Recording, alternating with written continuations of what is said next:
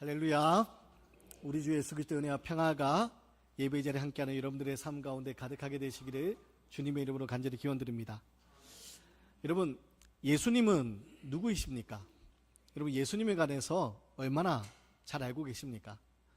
그리고 우리 예수님을 누구라 고백해야 할까요? 여러분, 우리 2025년도 우리 광소교회 표가 뭐라고 그랬죠? 주님을 깊이 알고 하나 되는 교회. 여러분, 우리가 주님을 깊이 알아야 됩니다. 특히 우리가 신앙생활하는 가운데 주님을 깊이 알지 못하고 마치 앞이 보이지 않는 사람이 코끼리 다리를 만지고 코끼리는 큰 기둥처럼 생겼어 라고 이야기하는 것처럼 우리가 주님에 대해서 그렇게 고백하며 살면 안 됩니다. 특별히 우리는 주님이 누구이신지, 특별히 오늘 요한복음을 통해서 예수님이 누구인지에 대해서 분명하게 알아가야 되는데, 여러분, 공관복음은 예수님의 생애와 사역에 집중되어 있다면 요한복음은 공관복음과 조금 다르게, 마태, 마가, 누가복음과 조금 다르게 예수님이 어떤 분이신지에 대해서 아주 집중적으로 증언하고 있는 책입니다. 그래서 요한복음은요, 예수님이 누구이신가, 그 예수님이 누구이신가에 대해서 끊임없이 고백을 합니다. 그래서 우리가 앞으로 쭉 살펴보게 될 것처럼 예수님이 선한 목자이시고 또 생명의 빛이시고 또 예수님이 포도나무이시고 말씀이고 길이고 진리, 이런 여러 가지 예수님이 어떤 분인지에 대한 고백의 언어로 요한복음은 기록되어 있습니다. 근데 그 중에서도 오늘 요한복음에서 세례 요한을 통해서 예수님이 어떤 분인지에 대해서 증언하고 있는데, 결론을 먼저 말씀드리면 예수님이 어떤 분이냐, 오늘 세례 요한은 고백합니다. 예수님은 하나님의 어린 양이다. 예수님은 하나님의 어린 양이다.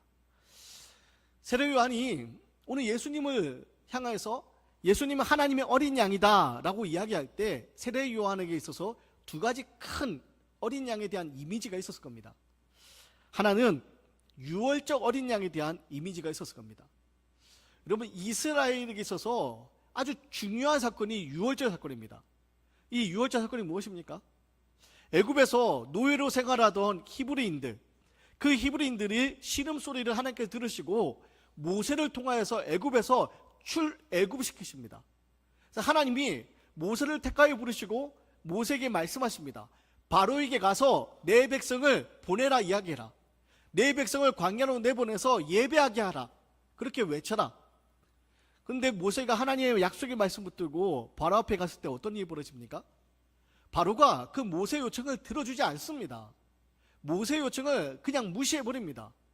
나는 여호와를 알지 못한다. 여호와가 누구냐? 하나님을 조롱합니다. 그래서 하나님이 여러 가지 방법으로 지금 하나님의 살아계심을 나타내 보이시는데, 그 대표적인 사건이 바로 애굽에 내린 10가지 재앙입니다. 10가지 재앙이 애굽에 내리는데 10번째 마지막 재앙이 뭐냐? 바로 애굽의 장자, 애굽의 처음 난 것들의 생명을 거두어가는 그런 사건이었습니다. 사람이든 아니면 짐승이든 첫 번째 태어난 그 장자의 생명을, 첫 번째 것의 생명을 하나님께서 거두어 가시는 바로 그런 재앙이었습니다. 근데 그 가운데 하나님이 애굽 땅에 있는 모든 첫 번째 것의 생명을 거두어 가실 때 이스라엘의 생명을 지키십니다. 어떻게 지키시느냐? 바로 어린 양의 피를 잡아서 문설주에 바르며 죽음의 사자가 지나갈 때 그 집을 건너뛰어 가는 겁니다. 지나가는 겁니다. 그래서 유월절을 이스라엘이 지키게 됩니다. 그래서 이스라엘은요, 그 어린 양의 피로 그 죽음을 지나간, 그래서 구원받은 그 사건을 아주 중요하게 생각하고 이스라엘은 유월절 사건을 철저하게 지킵니다. 그래서 유월절 철저하게 지키는데, 오늘 마침 세례 요한이 예수님을 바라볼 때 유월절을 얼마 남지 않은 바로 그런 시기였습니다. 그래서 세례 요한은요, 지금 예수님을 보면서 유월절 어린 양을 떠올리는 겁니다. 유월절 얼마 남지 않았기 때문에 이스라엘 방방곳곳에, 이스라엘 전역에 걸쳐 흩어졌던 이들이 성전에 나와 유월절을 지키기 위해 성전으로 모여듭니다. 그런데 이런 시기 가운데 세례 요한은요, 예수님을 보면서 어린 양을 떠올리는 겁니다. 둘째는요, 세례 요한은 성전에서 번제를 들 때 사용했던 어린 양을 떠올렸을 겁니다. 세례 요한은요 제사장의 아들이었습니다. 제사장 사가랴의 아들이었습니다. 그러다 보니 제사를 지낼 때 제사장이 해야 되는 일들을 어려서부터 보고 자랐습니다. 그러면서 성전의 예식과 제사에 대해서 자세히 알고 있었을 겁니다. 출애굽기 29장을 보면요 이 제사에 관해서 아주 자세하게 기록이 되어 있는데, 특별히 이 제사, 매일 드려야 되는 제사가 있었습니다. 그 제사는 어떤 제사냐, 어린 양을 아침에 한 번, 또 저녁에 한 번, 아침과 저녁으로 2번 매일 제사를 드려야 됐습니다. 그래서 제사장은요 그렇게 어린 양을 통해서 제사를 드린 것을 그렇게 집례를 했습니다. 번제로 드리게 되는 겁니다. 성전이 있을 때 이 제사는 한 번도 멈춰지지 않았다고 합니다. 그래서 제사장에게 있어서 이 일은 아주 힘든 일이었고, 한 성서학자의 표현에 의하면 이것이 레위인의 아주 고역, 레위인들, 제사장들 아주 고된 일이었다라고 그렇게 증언합니다. 심지어 이 제사가 끊어지지 않았는데 언제까지 끊어지지 않냐, 예루살렘 성전이 무너지기까지 끊어지지 않습니다. 그래서 이 예루살렘이 전쟁 중에 포위를 당해서 예루살렘 성 안에 있는 사람들이 다 굶어 죽게 되는 그런 위험한 상황 가운데서도 이 어린 양으로 아침과 저녁 번제를 드린 것은 그치지 않았다라고 그렇게 기록이 남아 있습니다. 그래서 제사장의 아들이었던 세례 요한은요 이 제사를 드릴 때 사용되었던 어린 양을 떠올렸을 겁니다. 그런데 이 유월절의 어린 양과 번제를 드릴 때 사용되는 이 어린 양을 떠올리면서 지금 세례 요한은 예수님을 바라보면서 이야기합니다. 하나님의 어린 양이로다. 하나님의 어린 양이로다. 자, 우리 29절 말씀 함께 읽어보겠습니다. 29절 말씀 함께 읽습니다. 시작. 이튿날 요한이 예수께서 자기에게 나아오심을 보고 이르되 보라, 세상 죄를 지고 가는 하나님의 어린 양이로다. 여러분, 세례 요한은 앞서 말했던 2가지 이미지를 가지고 오늘 예수님에 대해서 증언합니다. 하나님의 어린 양이로다. 근데 이 어린 양 어떤 어린 양입니까? 세상의 죄를 짊어지고 가는 어린 양입니다.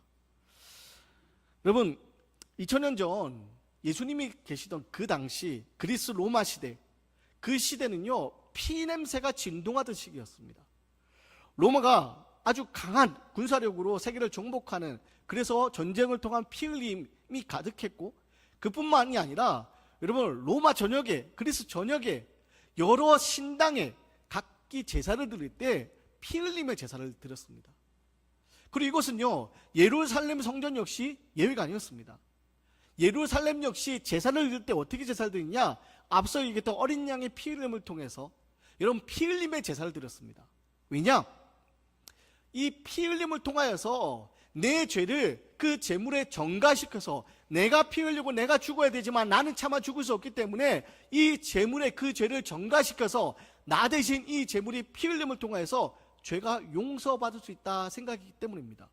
그래서 피 흘림의 제사를 드렸습니다. 근데 여러분 한번 생각을 해보세요. 예루살렘 성전에 제사를 드리러 지금 유월절을 맞아서 많은 사람들이 와서 제사를 드릴 때 여러분 어떤 일이 벌어졌겠습니까? 제단에 피가 가득 흘러 넘칩니다. 그런데 여러분 온 곳곳에 자신들이 제사를 드리러 온 사람들이 그렇게 어린 양을 잡고 피를 흘리게 되는 겁니다. 성전 안에, 제단 안에 그 계단으로 피가 흘러 넘치게 됩니다. 여러분 피비린내가 진동을 하게 되고요, 또 번제를 드리면 번제를 어떻게 드리는 겁니까? 그 불로 태워서 연기를 드리는 겁니다. 그리고 번제를 드리면 어떻겠습니까? 그 시체가 타는 냄새가 진동을 하게 됩니다.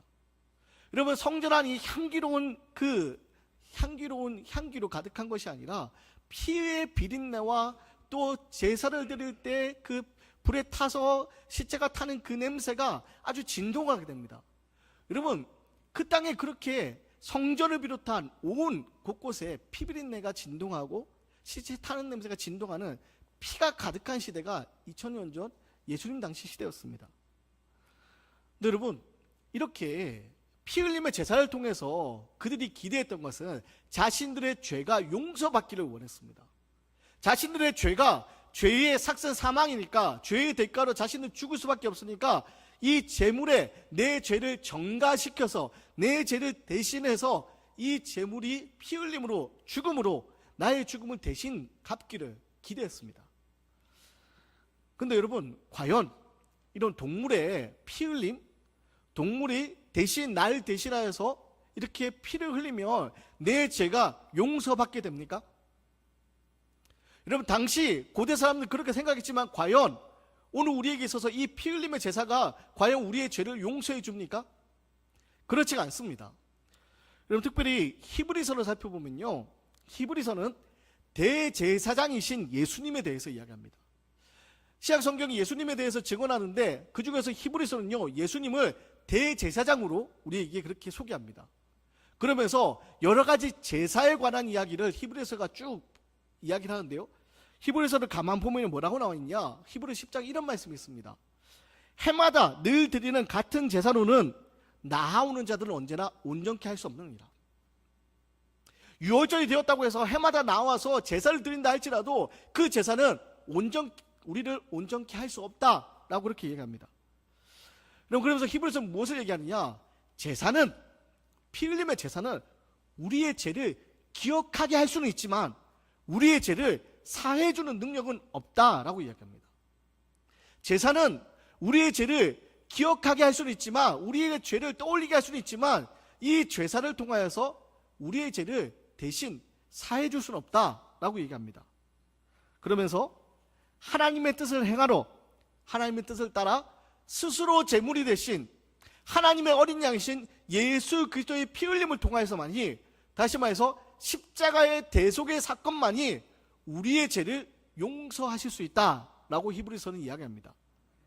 그래서 예수의 피를 힘입어서 성소에 들어갈 우리가 담력을 얻게 되었다고.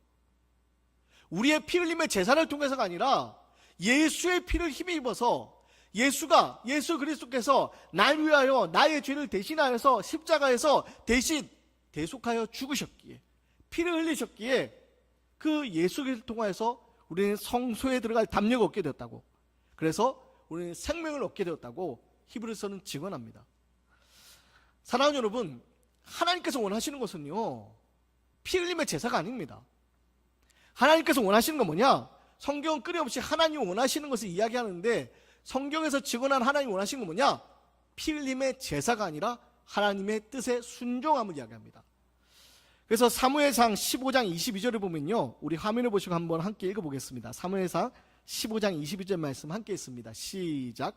사무엘이 이르되 여호와께서 번제와 다른 제사를 그의 목소리를 청종하는 것을 좋아하신 같이 좋아하시겠나이까? 순종이 제사보다 낫고 듣는 것이 순양의 기름보다 나으니. 여러분, 그렇게 호세아서도 계속해서 이야기합니다. 호세아 6장 6절 말씀 함께 했습니다. 시작. 나는 인애를 원하고 제사를 원하지 아니하며 번제보다 하나님을 아는 것을 원하노라. 이사야 1장 11절 말씀도 같이 읽습니다. 시작. 여호와께서 말씀하시되 너희의 무수한 제물이 내게 무엇이 유익하뇨? 나는 순양의 번제와 살찐 짐승의 기름에 배불렀고 나는 숫송아지나 어린 양이나 순염소의 피를 기뻐하지 아니하노라. 그리고 예언자 미가는 이렇게 얘기합니다. 우리 예언자 미가의 말씀까지 같이 있습니다. 시작. 내가 무엇을 가지고 요 앞에 나아가며 높으신 하나님께 경배할까?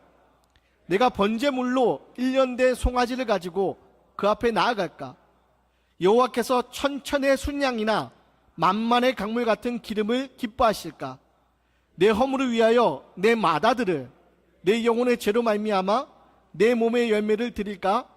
사람아, 주께서 선한 것이 무엇임을 내게 보이셨나니 여호와께서 내게 구하시는 것은 오직 정의를 행하며 인자를 사랑하며 겸손하게 내 하나님과 함께 행하는 것이 아니냐.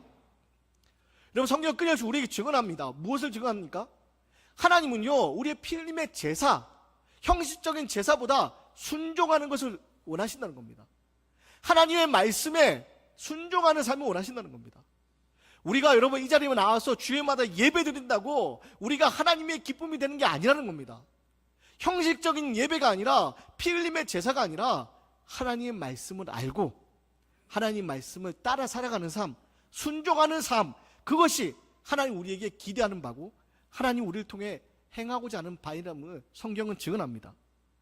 그래서 여러분, 우리는요, 예수님이 걸어가셨던 그 십자가의 길, 그 사랑과 평화의 길, 그 길을 걸어가는 사람들이 되어야 됩니다. 우리가 아무리 피 흘림의 제사, 즉 오늘날 우리가 이 시간 예배한다 할지라도 주님이 걸어가셨던 십자가의 길, 생명의 길, 평화의 길을 우리가 걷지 않는다면 여러분, 그것은 하나님께서 기뻐하는 뜻이 아니라는 겁니다. 사랑하는 여러분, 특별히 오늘 세례 요한이 하나님의 어린 양이로다 라고 얘기했는데, 이 하나님의 어린 양은요, 바로 우리의 죄를 대속해서 피 흘리심을 통하여 우리에게 새로운 생명을 주는 바로 그 어린 양입니다. 그리고 그 예수님이 날 위하여 십자가에서 대속 제물로 죽으시고, 이제 내가 예수를 통하여서 새 생명을 얻었다 믿음으로 고백하게 될 때 우리는 주님이 걸어가신 생명의 길과 평화의 길을 걸어가는 사람들이 되어야 되는 겁니다. 그리고 예수님은 이를 위해서 죽기까지 순종하셨습니다. 하나님의 뜻을 이루기 위하여 죽기까지 순종하신 그 예수님의 모습을 우리는 기억해야 됩니다. 겟세마네 동산에서 십자가의 죽음을 앞두고 하나님, 될 수 있으면 이 자리를 나에게서 피하게 해달라고 기도했던 예수님. 그런데 마침내 마지막 기도가 무엇이었습니까? 그러나 나의 뜻대로가 아니라 아버지의 뜻대로 되기를 원합니다. 철저하게 하나님의 뜻에 순종했던 모습, 그것이 바로 하나님의 어린 양으로서 우리에게 보여주신 예수님의 모습입니다. 사진은 그림을 하나 보실 텐데요, 17세기 스페인의 화가가 그린 프란시스코 데 수르바란이 그린 아뉴스 데이라는 작품입니다. 이 아뉴스 데이라는 말이 이 헬라어로 하나님의 어린 양이거든요. 하나님의 어린 양. 여러분, 이 하나님의 어린 양, 예수님의 이런 하나님의 어린 양이라는 겁니다. 여러분, 이 그림 보면 무슨 생각이 드십니까? 지금 이 양은요, 아무것도 할 수 없는 존재입니다. 지금 이 양은요, 네 발이 다 묶여있고 힘없이 가만히 있는 아무것도 할 수 없는 존재입니다. 여러분, 그런데 예수님이 이런 하나님의 어린 양이라는 겁니다.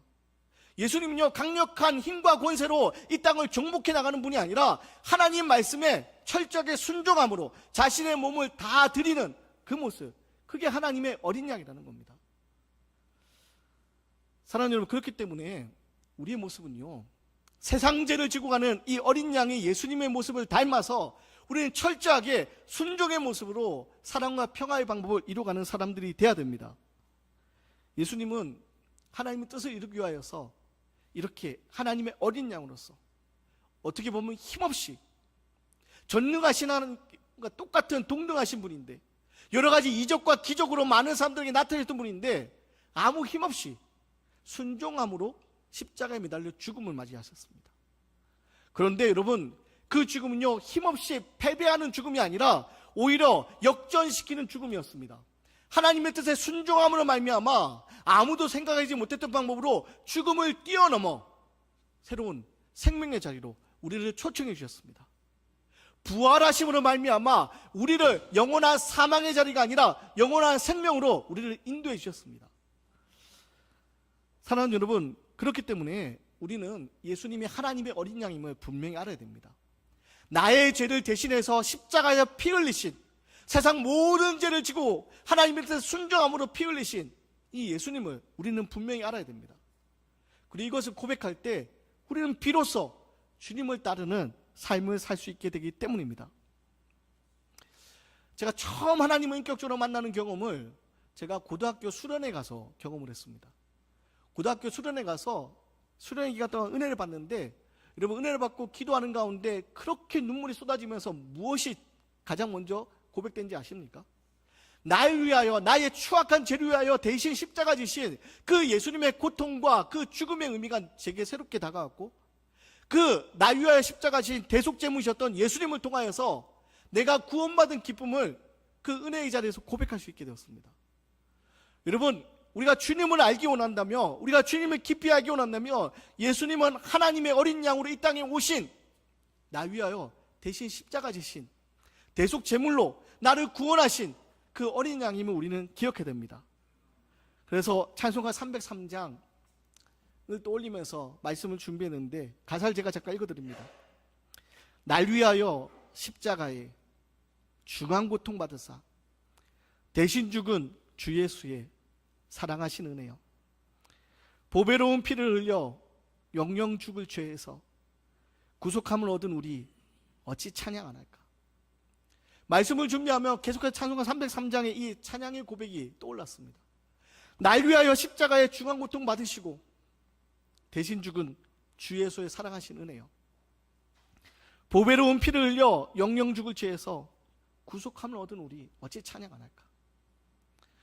여러분, 죄로 인하여 우리도 사망의 자리에 놓일 수밖에 없게 되었지만 예수님이 하나님의 어린 양으로서 날 위하여 대신 피 흘리심으로 나를 죄의 자리에서, 사망의 자리에서 생명의 자리로 건져주셨습니다.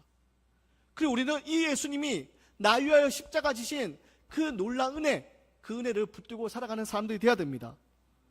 바라기는 여러분, 하나님의 어린 양을 통해서만이 우리가 영원한 생명의 자리에 나갈 수 있음을 기억하고 하나님의 어린 양이신 예수 그리스도를 바라보기 원합니다. 믿음의 주요 온전케 하시는 예수 그리스도를 바라보며 나아가는 삶이 되기 원합니다. 여러분, 오직 예수 그리스도만이 우리를 생명의 자리로 인도할 수 있습니다. 다른 세상의 어떤 것도, 여러분, 다른 어떤 것도, 심지어 교회나 목사가 우리를 생명의 자리로 이끄는 것이 아닙니다. 오직 예수 그리스도만이 생명의 자리로 우리는 인도할 수 있습니다. 말씀을 준비하면 이단에 빠져 있다가 특별히 목사에게 가스라이팅을 당하며 성폭행을 당했던 한 여자분의 인터뷰를 보았습니다. 이분이 이단에 빠져 있으면서 그 목사에게 가스라이팅을 당하며 성폭행을 당했는데 그 성폭행을 당하면서 그것을 이야기를 하지 않습니다. 계속 숨겨둡니다. 뭐라고 고백하니 이렇게 고백합니다. 복음을 위해서, 교회를 위해서, 목사님을 위해서 제가 이것을 조용히 숨겨야 된다고 생각했습니다. 복음 전하는 목사님과 교회가 이 단체가 너무 소중한데 안 그래도 이단 소리를 듣고 있어 어려움이 많은데 제가 보호해야 된다고 생각했습니다. 그러면서 그렇게 힘든 시간을 보냈던 거예요. 여러분, 제가 이분의 인터뷰를 보면서 마음이 너무 아팠습니다. 여러분, 우리가 믿어야 될 건요, 교회가 아닙니다. 우리가 믿어야 될 건 목사의 말이 아닙니다. 우리는요, 오직 예수 그리스도, 오직 하나님의 어린 양인 예수 그리스도, 그 예수 그리스도만 바라보고 나아가야 됩니다. 예수 그리스도 그 외에 어떤 것도 여러분 결코 우리를 생명의 자리로 인도할 수 없습니다. 여러분, 목사를 지키기 위해서, 교회를 지키기 위해서가 아니라 주의 뜻을 따르기 위해서, 하나님의 뜻을 따르기 위해서 주님을 깊이 알고 하나님 말씀에 순종하는 삶, 그게 바로 우리의 모습이 되어야 됩니다. 특별히 혼란한 시대를 살아가고 있는 이 시대에 여러분, 우리에게 정말 필요한 건요, 다른 어떤 것도 아니라 오직 예수 그리스도 한 분입니다. 여러분, 세상의 소리에 미혹되지 마시고 무엇이 진짜인지 분별하시고, 여러분, 권위 있는 그 말이라고 무조건 믿고 따르는 것이 아니라 오직 예수 그리스도, 그 예수 그리스도 하나님의 어린 양만 바라보면서 영원한 생명자에 나아가 이 땅의 사랑과 평화의 방법으로 하나님의 뜻을 이루어갈 수 있는 저와 여러분의 모습이 되시기를 주님의 이름으로 간절히 기원 드리겠습니다.